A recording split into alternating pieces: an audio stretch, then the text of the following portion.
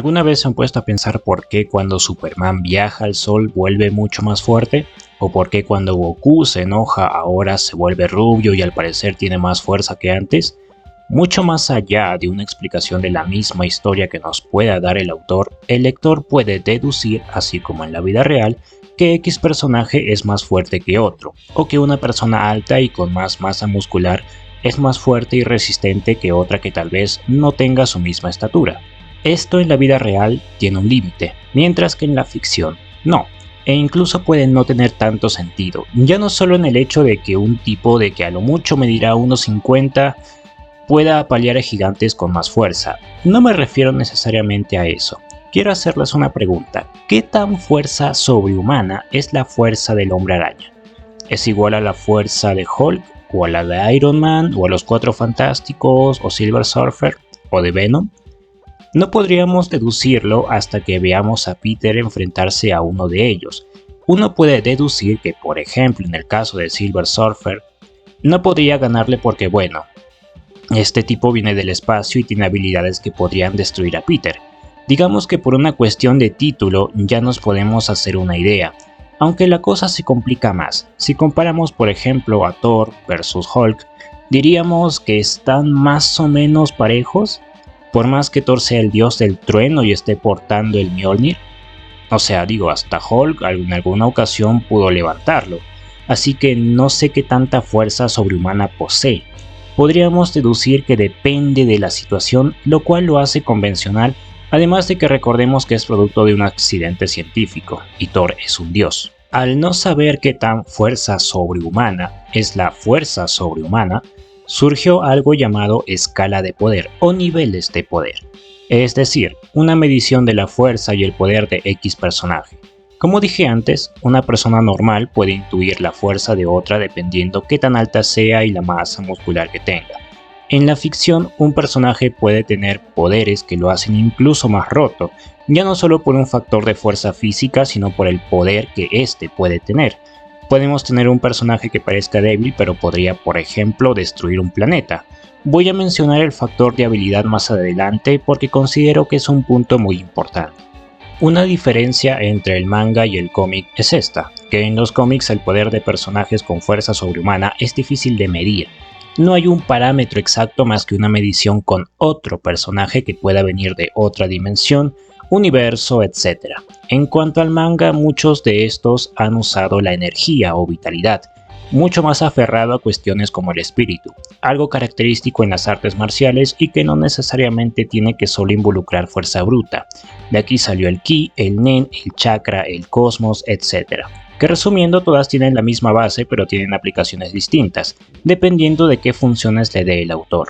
Es así, por ejemplo, que en el mundo de Dragon Ball, quien tiene más ki es mucho más fuerte, de eso no hay duda.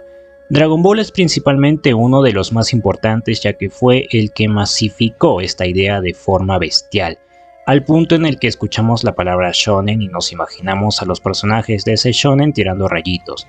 Pero Dragon Ball no siempre fue así, en un inicio era más pegado a las artes marciales con toques de fantasía que eran pasables. Ya luego en Z fue donde todo cambió para siempre. De pronto el origen de Goku era alienígena y no una parodia de Son Wukong.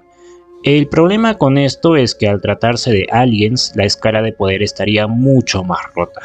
Pasaron de destruir edificios a destruir planetas. Fue una forma de expandir el mundo de Dragon Ball, es verdad, pero en el proceso terminó haciendo a los Saiyajin estúpidamente poderosos y con transformaciones rotísimas que se sacaban porque se enojaban mucho.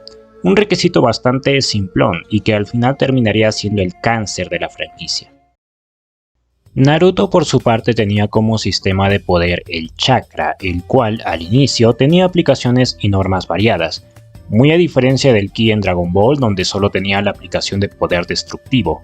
El chakra se dividía en tres ramas: taijutsu, que eran en resumidas palabras la fuerza que podría tener una persona, su velocidad, etc. El ninjutsu, que eran las técnicas que podías generar con el chakra, que se activaban mediante un juego raro de manos para que pudiera tener efecto. Es decir, si querías multiplicarte tenías que saber el juego de manos ese raro para sacar a los clones. además de obviamente tener la cantidad de chakra necesaria, y el genjutsu, que era en resumidas palabras el mundo de las ilusiones, es decir, que eran técnicas que engañaban tus sentidos, afectando principalmente a la mente del contrincante. Quien esté en un genjutsu, por ejemplo, podría estar en una ilusión donde pasan 100 años y en la vida real solo habría pasado un segundo. Como ven, el sistema de poder de Naruto es más variado y si se habrán dado cuenta, si uno se especializa en un campo puede ganarle a otro.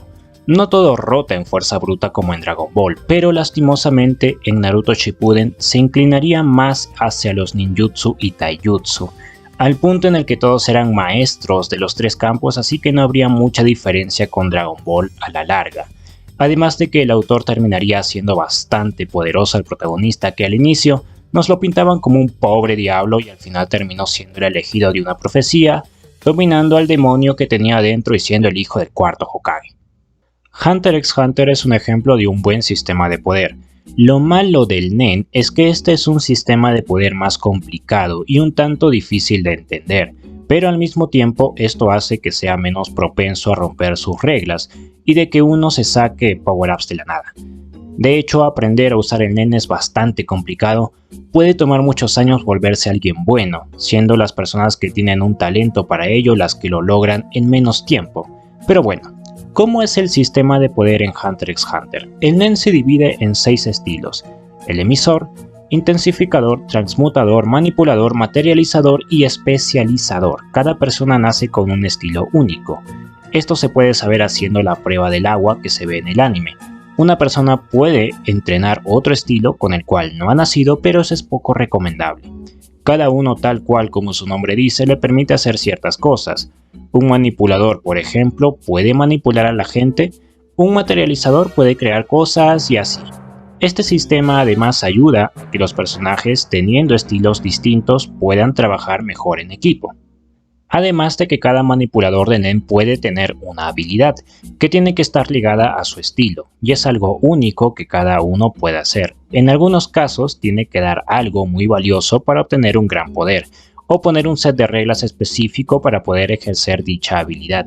Me estoy salteando algunas cosas como los diferentes estados del Nen, que podrían ser el Kou, el En, Gyo, etc. Lo único que podría decir que tiene de malo es que al ser tan complejo la gente se aburre de las explicaciones. De hecho, la habilidad de Kuroro en la pelea con Hisoka es bastante rota. El tipo puede sacar cualquier habilidad de su libro y tiene ya como 3 habilidades en juego, cada una con sus ventajas y desventajas. Y set de normas explicados por Hisoka. Y ya ni hablemos del arco del barco. Las cantidades de habilidades que hay en juego es ridícula. El manga tiene más texto que dibujo, donde explican absolutamente todo. Y no es que esto esté mal, sino que hace que ahora gran parte de los eventos giren en el set de habilidades que pueden y no pueden hacer. Esto hace que su lectura sea tediosa. Si con Naruto te explicaban jutsus en medio de la batalla, en Hunter x Hunter tienes que tener un libro de apuntes para tener en cuenta qué habilidades hay en juego. Ya ven por dónde va la cosa, ¿no? Los sistemas de poder, ya sean simples o complicados, es muy probable que terminen rompiendo el anime donde se desarrolla, aunque esto depende en gran medida del autor y qué tanto respeta sus normas. Fullmetal Alchemist, por ejemplo, es un anime donde sí, se usa la alquimia, pero esta no está del todo rota, y tampoco es que el anime se caracterice netamente por la alquimia, se basa más en los conflictos y los personajes que tiene esta obra, siendo la alquimia algo secundario que de vez en cuando puede tener una explicación científica, la cual solo es un añadido para hacer más interesante el anime. No es que no se pueda hacer nada con el ki en Dragon Ball, por ejemplo. Si la historia se basara más en algún conflicto, que no sea vencer al villano de la semana, en el que el ki esté como un tema secundario, Dragon Ball sería mucho más disfrutable, o si hubiera alguna consecuencia por adquirir tanto poder, o algo por el estilo. Pero al final del día, los shonen no necesitan en sí calcular el nivel de poder en cantidades absurdas de números. Ahí tenemos a Baki, donde todos son artes marciales. Tendrá ciertas técnicas sacadas del nabo, pero sinceramente ver shonens como Baki o One Punch Man son muchísimo más disfrutables que por ejemplo Dragon Ball o Naruto. El por qué digo que las escalas de poder en los shonen son un cáncer son por el hecho de que los autores tarde o temprano ahondan más y más en el tipo de poder que maneja su mundo, en vez de cuidar a sus personajes. Uno puede mencionar que sí, el que una serie o anime tenga poderes lo hace más interesante. Al fin y al cabo son el atractivo por el cual muchos deciden ver shonen, pero si el atractivo principal va a ser siempre el sistema de poder, hace que el material se vuelva más algo para un fanboy en vez de traer nuevo público.